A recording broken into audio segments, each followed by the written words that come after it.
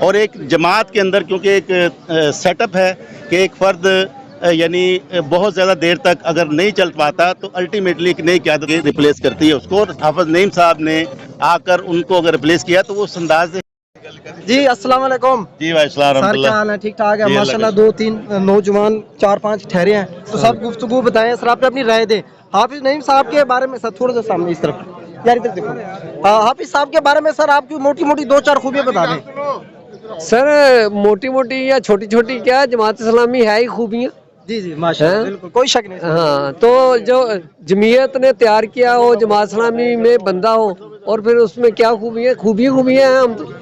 اور پھر دیکھیں سر عوام آپ کی نظر میں تو ہے نا, عوام کو بھی تو بتانا ہے. عوام کو بتانا نا کہ دیکھیں کہ ایک ہمارا جو جماعت اسلامی کا سسٹم ہے اس میں سالہ لوگوں کو اوپر لے جانا جو ہے وہ روایت ہے اور کسی مورسی سسٹم کا نہیں ہے. جو بندہ ایلیجیبل ہے کیلیبر رکھتا ہے وہ یعنی کہ لیڈ کرتا ہے. اور اسی طرح حافظ صاحب بہت سے لوگوں سے جونیئر ہیں عمر کے حساب سے, لیکن یہ ہے کہ ان میں یقیناً اللہ تعالیٰ کی طرف سے ایسی خدا داد صلاحیتیں ہیں جو انہوں نے کراچی میں ڈیلیور بھی کیا ہے ماشاءاللہ. اور موجودہ جو صورتحال ہے اس میں جماعت کے ارکان نے سمجھا کہ جناب سر آپ کدھر سے آئے ہیں اپنا. میں لاہور سے ہوں. جی اصل میں پہلی بار الحمدللہ جماعت اسلامی کو ایک نوجوان قیادت حافظ نعیم الرحمان کی شکل میں مل رہی ہے. تو میں یہ سمجھتا ہوں کہ جماعت اسلامی کے لیے ایک بہت بڑا ایک اچھا نیک شگون ہے. جہاں تک حافظ صاحب کا تعلق ہے, حافظ صاحب بائی پروفیشن ایک انجینئر ہیں اور الحمدللہ انہوں نے جماعت اسلامی کا جس انداز سے کام کراچی کے اندر کیا ہے وہ میڈیا کے اندر بھی موجود ہے اور پورا پاکستان اس کو دیکھ رہا ہے. ٹھیک ہے نا.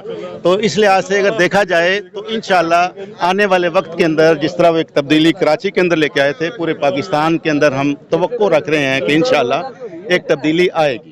سر میرا تھینک یو سر. سر وہ سوال میرا یہ تھا کہ آپ سراج الحق صاحب اور حافظ نعیم صاحب ان دونوں میں تھوڑا سا کیا فرق محسوس کرتے ہیں؟ نہیں کوئی فرق نہیں ہے. سراج صاحب کا جو دور ہے اس کے اپنے ایک تقاضے تھے اور انہوں نے بہترین انداز سے ان تقاضوں کو پورا کیا. اب میری بات سمجھ رہے ہیں نا. سراج صاحب نے بہترین انداز سے اپنی ذمہ داری کو ادا کیا اور جو اس دور کے تقاضے تھے ان تقاضوں کو بحسن خوبی انہوں نے پورا کیا اور الحمدللہ وہ آسن انداز سے فارغ ہوئے ہیں. اور ایک جماعت کے اندر کیونکہ ایک سیٹ اپ ہے کہ ایک فرد یعنی بہت زیادہ دیر تک اگر نہیں چل پاتا تو الٹیمیٹلی ایک نئی قیادت ریپلیس کرتی ہے اس کو. اور حافظ نعیم صاحب نے آ کر ان کو اگر ریپلیس کیا تو وہ اس انداز سے ہے کہ وہ ایک نئی قیادت کے طور پر سامنے آئے ہیں. اور آپ دیکھیں گے کہ آنے والے وقت کے اندر سراج صاحب ان کے شانہ بشانہ چلیں گے. اور یہ جماعت اسلامی ہی کی خوبی ہے. کسی سیاسی جماعت کے اندر یہ کلچر نہیں ہے.